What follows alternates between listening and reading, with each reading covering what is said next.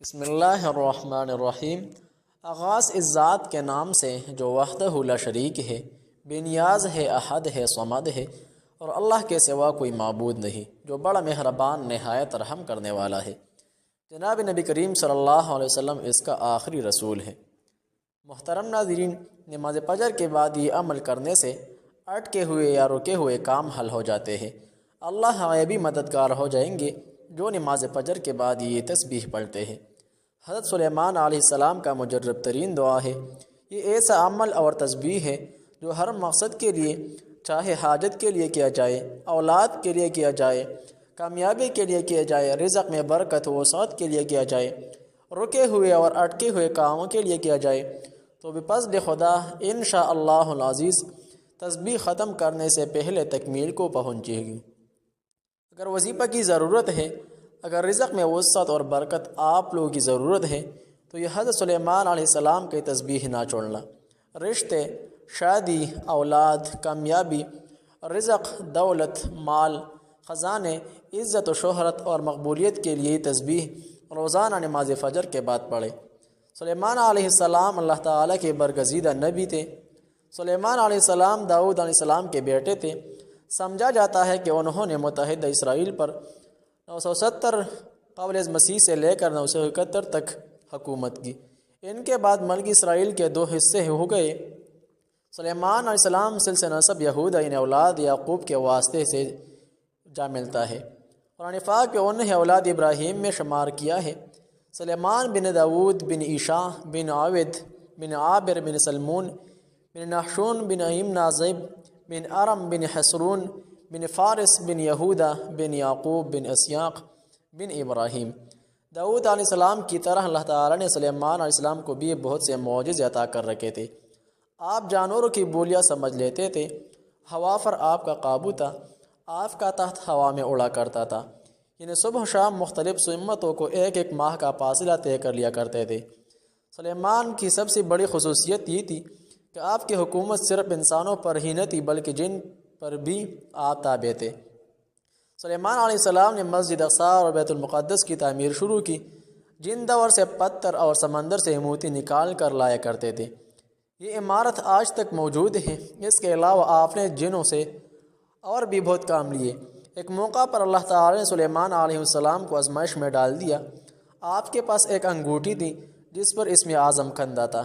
اس انگوٹھی کی بدولت آپ جن و انسان پر حکومت کیا کرتے تھے، لیکن وہ انگوٹھی کسی وجہ سے گم ہو گئی اور شیطان کے ہاتھ آ گئی، چنانچہ آپ تخت سلطنت سے محروم ہو گئے۔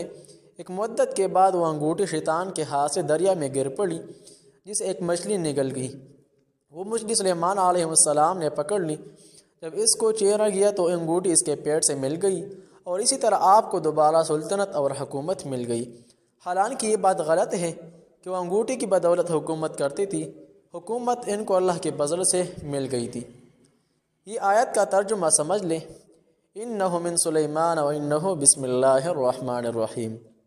ترجمہ: بے شک وہ مکتوب سلیمان کی جانب سے ہے، اور بے شک وہ اللہ کے نام سے شروع کیا گیا ہے جو بہت مہربان نہایت رحم فرمانے والا ہے۔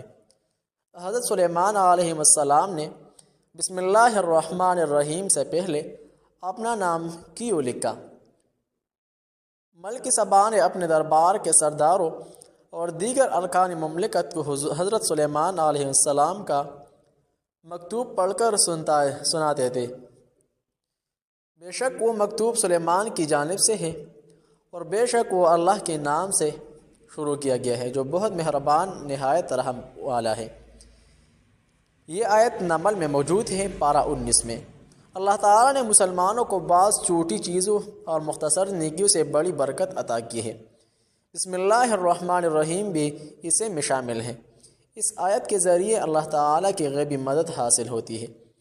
اس چھوٹی سی آیت میں اس قدر طاقت ہے کہ کوئی عام مسلمان اس کا تصور بھی نہیں کر سکتا۔ ہمارے پاس بسم اللہ الرحمن الرحیم جیسے قوت و طاقت ہونے کے باوجود اگر ہم مایوس ہوتے ہیں، یہ بڑی افسوس کی بات ہے۔ بسم اللہ الرحمن الرحیم کی فضیلت کے بارے میں رسول اللہ صلی اللہ علیہ وسلم نے ارشاد فرمایا، مجھ پر ایک ایسی آیت اتری ہے کہ حضرت سلیمان علیہ السلام کے علاوہ کسی نبی پر ایسی آیت نہیں اتری۔ وہ آیت بسم اللہ الرحمن الرحیم ہے۔ حضرت جابر رضی اللہ عنہ فرماتے ہیں کہ جب یہ آیت نازل ہوئی تو مشرق کی طرف چھٹ گئے، ہوائیں ساکن ہو گئے، سمندر ٹھہر گیا، جانوروں نے کھان لگائے، شیاطین پر آسمان سے شعلے گرے گئے۔ پروردگار عالم نے اپنی عزت و جلال کی قسم کھا کر فرمایا کہ جس چیز پر میرا انعام لیا جائے گا اس میں ضرور برکت ہوگی۔ بسم اللہ کی وجہ سے گنہگار کی بخشش ہوگی۔ ایک گنہگار کو مرنے کے بعد کسی نے خواب میں دیکھ کر پوچھا کہ اللہ تعالیٰ نے تیرے ساتھ کیا معاملہ کیا؟ اس نے جواب میں کہا، ایک دن میں ایک مدرسے کی طرف سے گزرا اور ایک پڑھنے والے نے بسم اللہ الرحمن الرحیم پڑھ لیا۔ اسے سن کر میرے دل میں اللہ تعالیٰ کے نام کی شیرین مٹھاس نے اثر کیا، اور اسی وقت میں نے سنا کہ کوئی کہنے والا کہہ رہا ہے، ہم دو چیزوں کو جمع نہ کریں گے، ایک اللہ کے نام کی لذت اور دوسری موت کی تلخی۔ پھر مرنے کے بعد پتہ چلا کہ اللہ تعالیٰ نے مجھے بخشش دیا۔ اس سے ہمیں یہ درس ملتا ہے کہ اگر ہم خیر و برکت چاہتے ہیں تو ہر نیک کام کے آغاز میں بسم اللہ الرحمن الرحیم پڑھا کریں۔ بصورت دیگر ہمارے فعل میں شیطان لعین شریک ہو جائیں گا۔ ایک مرتبہ حضرت خالد بن ولید رضی اللہ عنہ نے کچھ مجوسیوں نے عرض کیا کہ آپ ہمیں کوئی ایسی نشانی بتائے کہ جس سے ہم پر اسلام کی حقانیت واضح ہو جائے۔ چنانچہ آپ رضی اللہ عنہ نے زہر قاتل منگوایا اور بسم اللہ الرحمن الرحیم پڑھ کر اسے کھا لیا۔ بسم اللہ الرحمن الرحیم بسم اللہ شریف کی برکت سے اسے زہر قاتل نے آپ پر اثر نہ کیا۔ یہ منظر دیکھ کر مجوسی آتش پرست بے ساختہ پکار اٹھے اور دین اسلام برحق ہے۔ تفسیر ابن کثیر میں یہ حدیث موجود ہے۔ بس محترم ناظرین، بسم اللہ کی فضیلت اس حدیث سمجھنے کے بعد ہمیں چاہیے کہ نیک کام شروع کرنے سے پہلے، کاروبار اور ایک عمل شروع کرنے سے پہلے بسم اللہ ضرور پڑھیں۔ اس سے رزق، کام اور اعمال میں برکت آتی ہے، ہر مقصد میں کامیابی پائیں گے، دولت کی خواہش پوری ہوگی، اولاد کے لیے تسبیح شروع کر لیں، انشاءاللہ کامیابی مل جائے گی۔